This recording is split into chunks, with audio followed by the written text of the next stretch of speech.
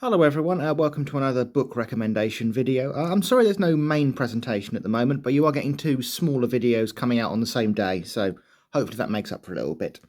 So the book I'm bringing you today is Topees and Red Berets by Sylvanus Bertie Bevan. So very interesting guy. It's a war memoir. If you hadn't guessed, I've not read one in 3-4 years probably. They're not something I'd like to read a lot of because they can get a bit sort of repetitive at times. But it's quite an interesting one. So he sort of jumps a lot between the Suffolk Regiment and the Parachute Regiment. So he was born in 1914, just before the outbreak of the First World War. He was actually born on Cyprus, which is quite interesting for where he ends up towards the end of his military career. He joins the Suffolk Regiment towards the beginning of the 1930s. He's sent to India, as part of the sort of colonial forces that were there. Northwest frontier, that sort of thing, very much the last sort of colonial fighting, really, before the Second World War.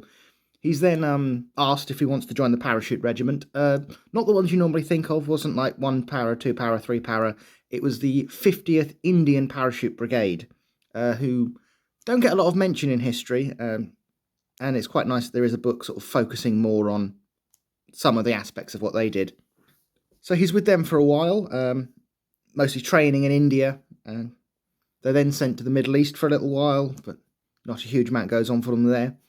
Then the war with Japan properly kicks off, so they're sent back to India and then into Burma. He sees action with them at the Battle of Kohima, and actually runs into his old Suffolk regiment in the mopping up process afterwards, which is quite nice. There's a little anecdote of a man coming up to him and saying, "Oh, don't worry, the Suffolks are here now." So, "I don't recognise you, I used to be a Suffolk." It turns out the guy was a territorial who'd been transferred into the regular battalion. So he's there. Things move on. His battalion gets a new commander who he doesn't get on with very well. And basically he's given the option, you're not staying here anymore, but I'll let you choose whichever unit you want to go to. So he automatically says, I want to go back to the Suffolks. So he's then sent to the Suffolks, who are at that point fighting their way, I should say he's sent to the 1st Battalion of the Suffolks, who are at that point are fighting their way into Germany. He takes over, he's with them for a while. Once the war's over, he goes back to India to train at the Indian Military Academy, basically the Indian version of Sandhurst. So he's there during independence and the handover. So he has this fascinating life, goes back to the Suffolk Regiment again afterwards, serves with them in northern Italy, in Malaya, and then I can't believe I've forgotten Cyprus. Yeah, so he ends up not the last, but the second to last commander of the 1st Battalion of the Suffolk Regiment before they're amalgamated in the late 50s, serving in the country he was born in a peacekeeping operation, which is quite an interesting one. So it's not purely just the war. As I say, it starts before that. It goes through his life, how he met his wife up here, Maud, who was the younger sister of a girl he was sort of, I suppose now you'd call it dating, but I suppose it was more courting back then.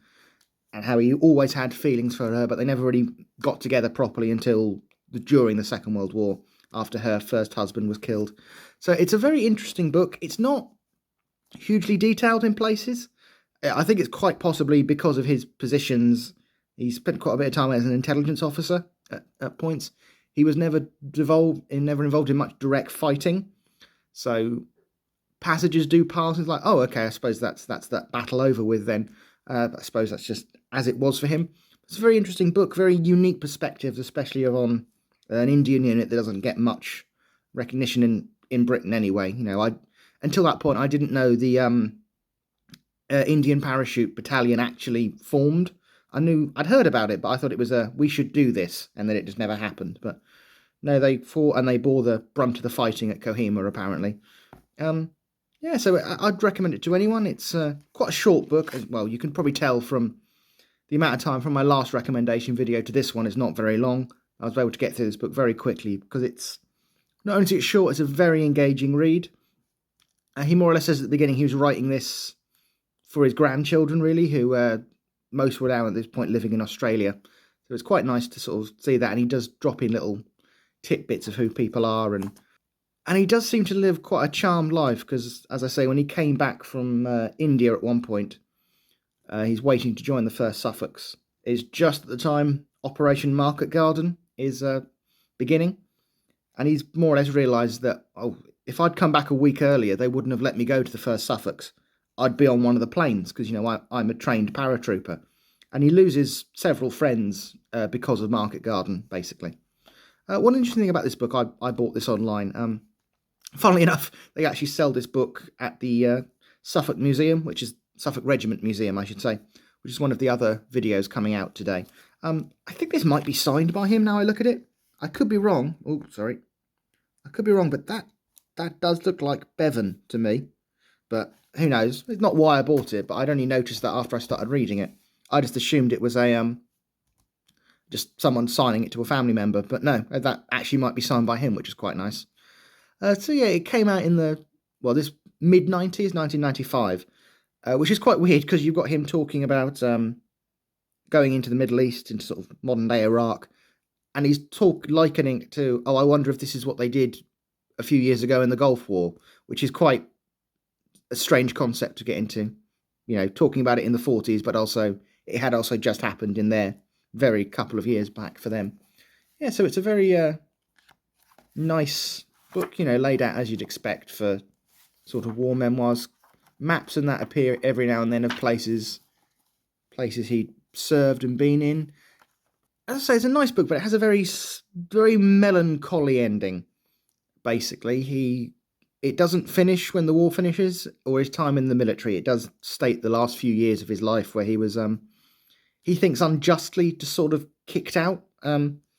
Basically, they were amalgamating regiments. They didn't need all the officers, so he was cast adrift despite his long service, and he was one promotion away from colonel, and because of that, he didn't get the pension he felt he deserved. Goes to his later years, unfortunately, his wife passing away in the 70s, I believe, or the 80s, and most of his children moving away. But then obviously he meets another woman, so it does have a happy ending, but it was a very complete ending as well, which is quite nice. So I'd recommend this people interested in the Suffolk Regiment because it's quite nice to see different perspectives as he keeps popping in and out of it. Obviously, if you're interested in the parachute forces in any way, might be nice to might be a good starting book if you wanted to learn more about the Indian Battalion.